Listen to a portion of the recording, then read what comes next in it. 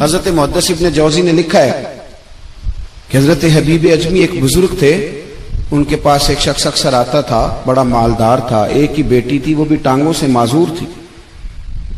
تو آپ اکثر اس کو کہتے ہیں کہ تو توبہ کر، اللہ کی بارگاہ میں رجوع کر۔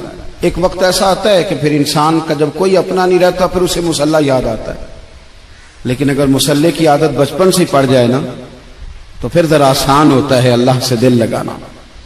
وہ اکثر آپ اس کو کہتے ہیں کہ ٹھیک ہو جائے، ایک ہی تو بیٹی ہے، وہ بھی بیچاری معذور ہے، تو کہاں دولت لے جائے۔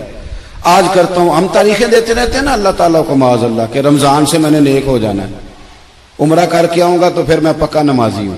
خدا کے بندو، کس نے تجھے بتایا ہے کہ رمضان تک تو زندہ رہے گا؟ کس نے خبر کی کہ عمرہ کرنے تک تو بچے گا؟ حضرت حبیب اجمی اس کو کہتے تو کہتا بڑی جلدی ٹھیک ہو جاؤں گا۔ ایک دن سویرے سویرے توبہ کرنے آ گیا۔ آپ نے فرمایا کیا ہوا؟ تو کہنے لگا حضرت جی کل ایک 15 سال کا نوجوان ملا ہے اور مجھے توبہ کرا گیا۔ مزہ ہی اس عمر میں اللہ اللہ کرنے کا، نبی کریم سے محبت بھی کرنی ہو تو یہی عمر ہے۔ عشق لگا سی کھیڈاں کھیڈ دی نوں تے پھر مینوں کھیڈاں بھول گئیاں، کجل پایا سی میں یار دے ویکھنے نوں، پھر او دی یاد وچ روندیاں ہی ڈل گئیاں۔ حیدر شاہ اس گلی کدے نہ رولدی پر ہن تے رول گئیاں۔ جن لوگوں نے ابو جہل کو قتل کیا تھا ان کی عمر بھی 15 سال تھی۔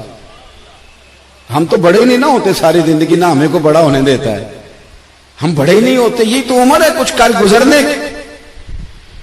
15 سال کا نوجوان توبہ کرا گیا تو حضرت حبیب اجمی کہنے لگے وہ کیسے؟ کہنے لگا حضرت جی میں کل منڈی گیا تھا، مجھے کچھ سامان خریدنا تھا، تو بغداد کے بازار سے میں نے مچھلی خرید لی 10 کلو، باقی بھی سامان تب خود لے جا نہیں سکتا تھا۔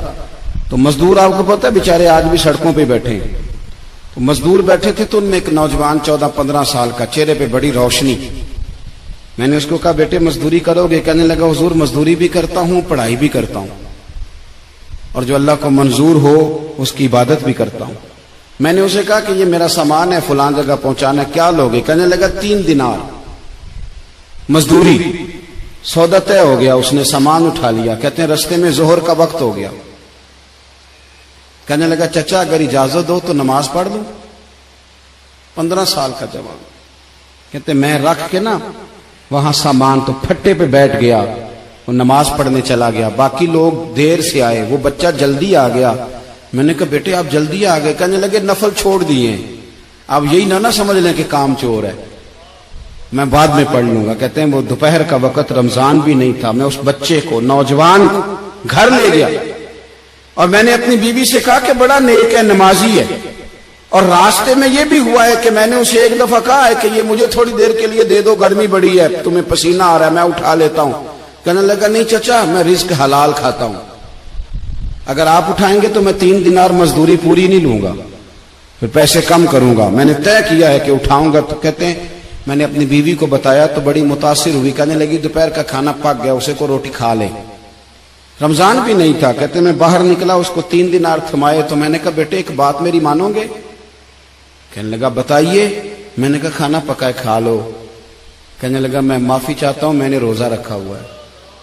حضور نے حکم دیا، حکم نبی کریم نے حکم دیا، بخاری مسلم کی حدیث ہے، فرمایا نوجوانوں اگر تمہارے پاس طاقت ہے تو نکاح کر لو ورنہ روزے رکھو۔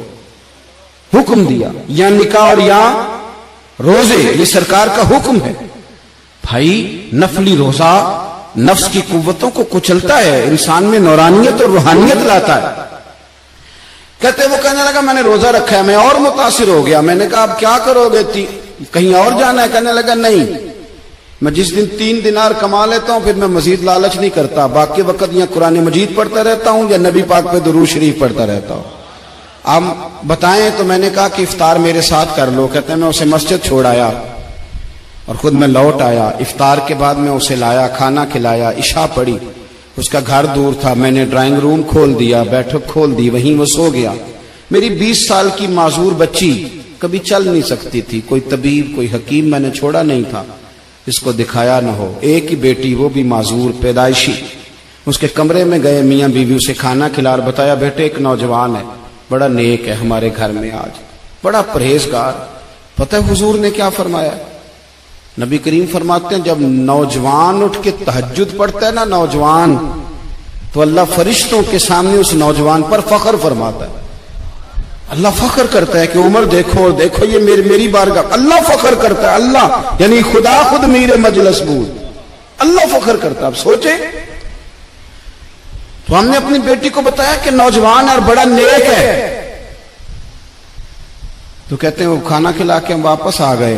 آدھی رات کا وقت ہوا تو دروازے پہ دستک ہوئی. بچی اپنے کمرے میں سو رہی تھی، ہم اپنے کمرے میں، وہ بیٹھک میں. گھبرا کے اٹھے کہ اس وقت کون ہے دروازے پہ؟ تو بیٹی کہنے لگی ابا دروازہ تو کھولنا.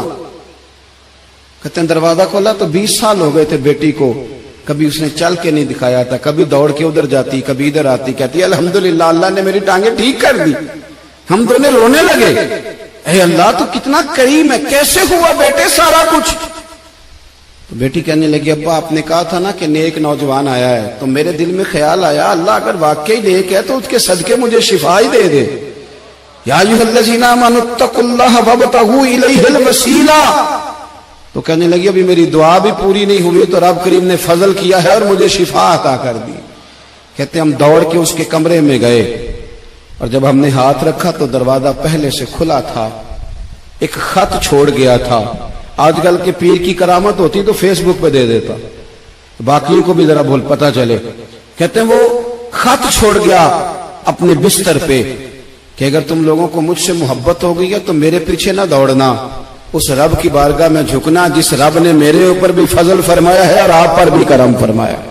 میرے نوجوان دوستو، یہ جو بچپنا ہمیں لوگ کہتے ہیں نا ابھی بچے ہو، ابھی جب آپ بالغ ہو گئے تو نماز فرض ہو گئی، سچ بولنا ضروری ہو گیا، رزق حلال کھانا ضروری ہو گیا، شریعت ساری کی ساری لاگو ہو. ایک تو درگزر سے کام نہیں، دوسرا اپنی زندگی کے اندر خواہشات کو چھوڑیں.